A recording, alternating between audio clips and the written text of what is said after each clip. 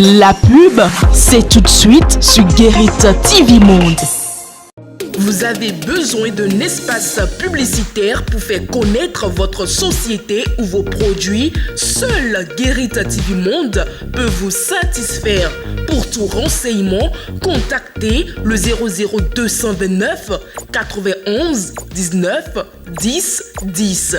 Guérit TV Monde, le leader des web TV.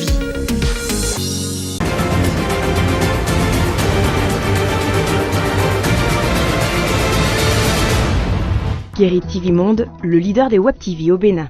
Il est l'heure de vous informer sur Guérit TV Monde. Mesdames et messieurs, bonsoir. Le sommet, démarrage des épreuves sportives et orales ce lundi 10 juin 2023 pour les candidats admissibles à l'examen du brevet d'études du premier cycle BEPC. Ces candidats plongent depuis ce matin dans plusieurs disciplines selon les orientations. Une équipe de la rédaction était au sujet DKP de Porte-Novo pour constater l'effectivité du démarrage des épreuves et pour s'enquérir également des impressions d'après résultats. On en parle en début d'édition. Suscitation de candidature d'Olivier Bocor et de Romuald Wadani, les deux protagonistes mettent fin à la fois précoce. Le commentateur du jour s'intéresse à cette actualité. Et puis drame au stade général Mathieu Kérékou, la commission du ministère des Sports vient de déposer son rapport provisoire. On découvre ce rapport dans la page des sports. À nouveau, bonsoir. Fin du suspense, les candidats à l'examen du BEPC 2023 sont désormais fixés sur le sort depuis ce samedi 8 juin 2023. Ceux admissibles composent depuis ce matin dans les épreuves sportives et orales au sujet DKP de Porte-Novo. Le lancer de poids, la vitesse et le saut en hauteur sont entre autres les disciplines dans lesquelles les apprenants ont été évalués. Reportage. 2733 candidats admissibles au BEPC sont inscrits au centre du CEG Djegangpevi de Porte-Novo. Ici se déroulent les épreuves sportives et orales du BEPC, session de juin 2023. Ces épreuves ont débuté dans de bonnes conditions et se déroulent normalement. À l'ouverture de l'enveloppe aujourd'hui, nous avons découvert tous ensemble avec les candidats que nous avons 3 épreuves à administrer. Il y a la course de vitesse, le saut en longueur et le lancer de poids. Nous avons déjà pris une partie des candidats, des 4 centres qui nous ont été confiés, c'est-à-dire le lycée Tofa, le CEG d'Owa, le CEG de Djegangpevi et puis le CEG de l'unité. Voilà les 4 centres que nous avons à prendre et à finir demain. Voilà, donc déjà nous avons fini avec un premier centre qui est Doha. Nous sommes en train de nous apprêter pour prendre un second qui est le CEG Djegangpevi et ensuite on prendra les autres un à un. Mais nous sommes certains que demain on va accomplir la mission et tout sera terminé en beauté. Dans ce centre, les candidats sont subdivisés en 2 vagues. Une première planche aujourd'hui et la seconde le mardi 11 juillet 2023. Quand j'étais venu ce matin avec la foule là, j'ai vu mes amis, on était tellement contents. C'était bien. On a fait l'oral ce matin et ça reste les épreuves sportives qu'on attend à 14h. On nous a encore rien dit. On n'a pas encore trouvé de professeur ni de salle. Donc on était là depuis le matin, on n'a pas encore fait. Parce que c'est notre établissement, je fréquente DKP. Donc ils ont dit les étrangers vont passer en première position et les aides de DKP en dernière position. C'est alors à l'issue de ces épreuves sportives et orales que ces candidats seront définitivement fixés sur leur sort et pourront se prévaloir du diplôme du brevet d'études du premier cycle BEPC. Retour dans cette édition sur les événements du samedi. Comment ces candidats admissibles à l'examen du brevet ont savouré leur réussite à la suite de leurs résultats. Quelques-uns nous en parlent dans ce reportage. Ce large sourire qui se dessine sur leurs lèvres témoigne de leur réussite à l'examen du BPC session unique de juin 2023. Ces candidates admissibles n'ont pu contenir leur joie après consultation de leurs résultats en ligne. J'ai crié, tout le monde sait dans le quartier que je suis admise. Mais c'était la joie, tout le monde était heureux, toute ma famille était heureuse quand je suis admise. Mais moi aussi, je suis très heureuse, mais je rends grâce à Dieu que je suis admise. Et c'est un seul coup pour tout le monde. Je ne m'attendais pas à ça parce que je sais que je n'ai pas tout travaillé dans toutes les matières, mais par la grâce de Dieu, Dieu m'a aidé et je suis admise. J'étais tellement stressée, mes parents étaient stressés. Le site déconnait, il n'y a pas la connexion, tout le monde était sur le site. On n'a pas eu le temps, mais c'était mon oncle qui a regardé ça, ils ont trouvé que c'est admissible. J'ai le sentiment de joie, je sautais partout, mes parents étaient contents. On a vu que le site est rempli et il n'y a pas d'espace. Tout est derrière. Il y a beaucoup de personnes sur ça, quoi. Et on a cherché, on a vu que je suis admis, ouais, je suis content. Parce que je devrais avoir le BPC là depuis l'année passée. Et comme j'ai fait 4e 2 fois là, c'est à cause de ça que je n'ai pas eu ça. Et les gens avec qui j'ai fait ça, il faut déjà soit aller déjà en première. C'est à cause de ça aussi à l'aise dedans. Admissible, oui, et leurs parents ont déjà des dates envers elle. Ah, c'est obligatoire. Ma mère m'avait promis un téléphone portable. Mon oncle m'a demandé d'aller au lycée technique. Ma mère m'a promis un téléphone portable. Et mon père m'a dit si on réussit là, il ne veut pas me dire ce qu'il va me donner là, mais si on réussit là, il va me donner la chose. Il n'y a pas que les candidats qui soient heureux de leur réussite, les parents le sont également. J'ai montré un signe de grâce et de remerciement à mon Seigneur, parce que là, ce n'est pas encore fini, parce qu'il y a encore les oraux. Ces apprenants admis au second cycle ont déjà une orientation en ce qui concerne leurs études. Je fais la série A parce que je ne travaille pas trop en physique. Au lycée technique, là, je fais l'agronomie. J'aime bien faire la cultivation, c'est pourquoi je le fais. Et candidats admissibles et parents adressent un message de motivation aux candidats malheureux. Pour eux, c'est le moment plus que jamais de se relever. Je leur souhaite un bon courage, que par la grâce de Dieu, l'année prochaine, ils peuvent aussi avoir. D'abord, ils vont faire asseoir leurs enfants, les faire parler et leur dire que bon, échouer, aller à l'examen à échouer, ne veut pas dire qu'il a échoué pour toute sa vie. Et l'échec également forme.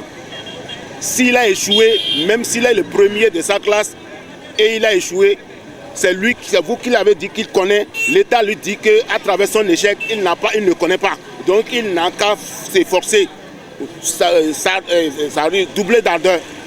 Pas question de découragement.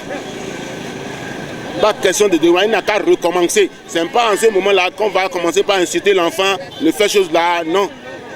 Vous allez compatir à l'échec de l'enfant. Il faut préciser que la deuxième délibération pour le compte de cet examen est prévue pour le 17 juillet 2023. Parlons toujours de résultats, le taux de réussite varie d'un département à un autre. Celui de la Liborie est resté ces dernières années sur les dernières marches pour l'examen du brevet. Voici le tableau des statistiques présenté par Charles Alban Daoui. En dehors du BPC 2021, où la Liborie s'est retrouvée 9e au classement des départements, ces 6 dernières années, ce département n'a jamais réussi à quitter les dernières marches.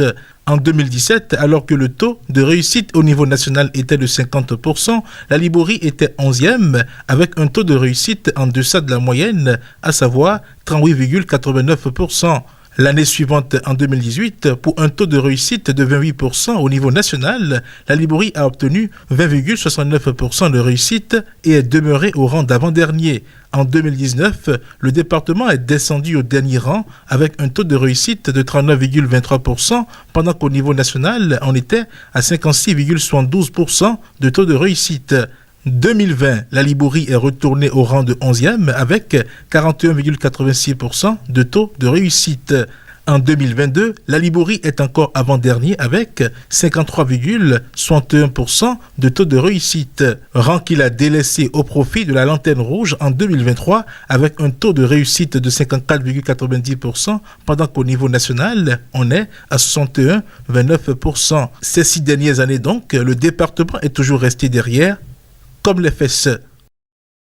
On sort à présent du cadre éducationnel au lendemain des législatives de 2023. Des suscitations de candidatures pour les présidentielles de 2026 ont commencé par voir le jour. Ça va dans tous les sens et l'on se demande si les personnalités, à savoir Olivier Boko et Romuald Wadayi, dont les noms sont cités, sont les véritables initiateurs de ces mouvements. Récemment, les deux hommes ont réagi par rapport à cette actualité. Le commentaire du jour, signé Shams Din Badarou, en parle.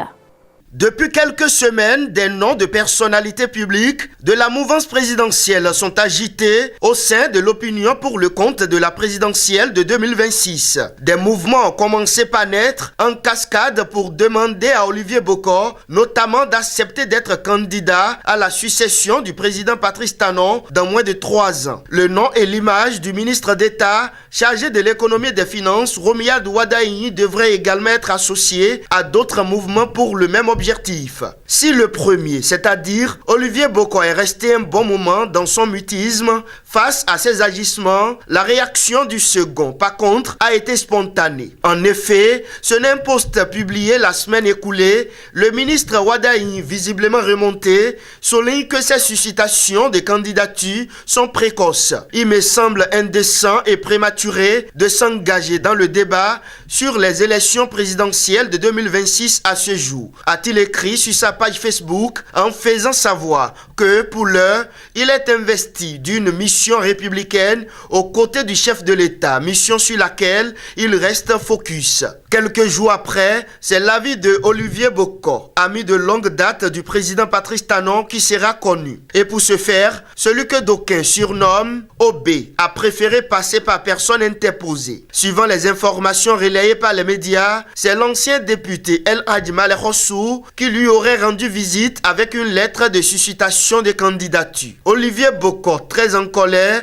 n'est pas passé par 4 chemins pour afficher son mécontentement. Elle a dit, dites à vos gens de faire attention. Est-ce que je leur dis que je vais être candidat? A réagi vigoureusement Olivier Boko, rapporté par El Hadji Malek Hossou. Ces différentes réactions prouvent que ces deux personnalités n'accordent pas pour le moment d'intérêt pour la cause de la magistrature suprême. L'appétit pourra venir. Mais en attendant, maintenant que la fin de la récréation est sifflée et les portes de la filière fermées, les mouvements vont-ils obéir ou récidiver? Surtout que certains répliquent déjà en déclarant qu'ils ne reconnaissent pas l'ancien député Malek Hossou comme porte-parole de Olivier Boko, l'invitant lui-même à monter au créneau. Les jours nous situeront.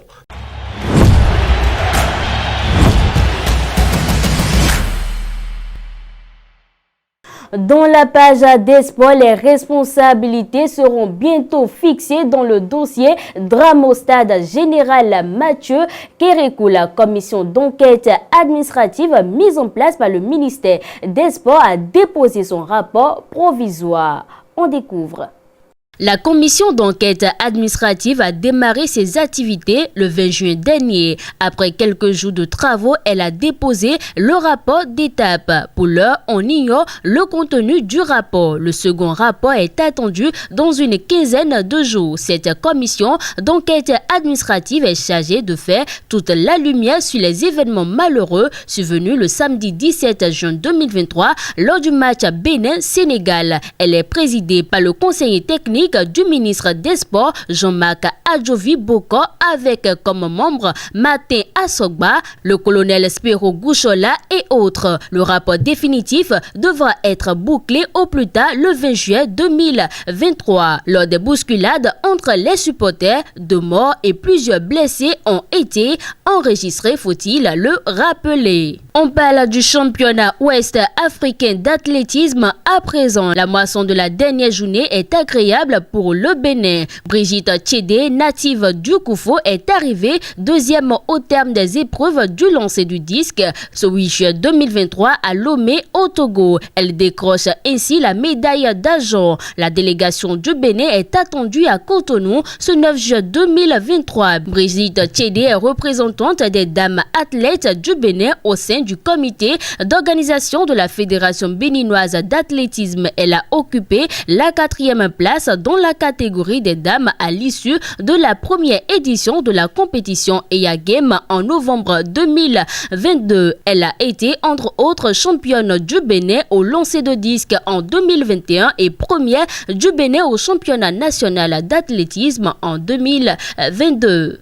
On referme cette page des sports avec le volleyball. Pour la toute première participation, les sélections nationales U21 de volleyball du Bénin, hommes et dames, sont sortis médaillés de bronze de la Coupe des Nations U21, zone 3 de volleyball qui a pris fin le dimanche 9 juillet 2023 à Niamey. À la faveur du match de classement de la Coupe des Nations de volleyball U21, zone 3, le dimanche 9 juillet 2023, au palais de Niamey au Niger, les Amazones du Bénin ont montré leur suprématie sur l'équipe haute Niger en la battant sur un score de 3-7 à 0. Comme elle, les guépards du Bénin n'ont pas tremblé face aux éléphants de la Côte d'Ivoire. L'équipe masculine béninoise est venue à bout des Ivoiriens après avoir largement maîtrisé son sujet sur un score de 3-7 à 0. Ainsi, le Bénin remporte les deux petites finales de la compétition qui l'installent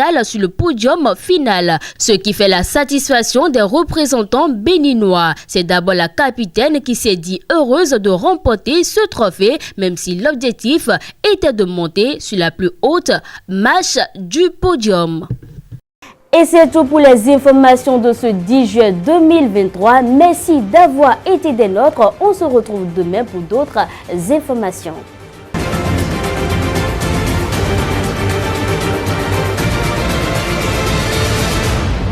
Guérit TV Monde, le leader des Web TV au Bénin.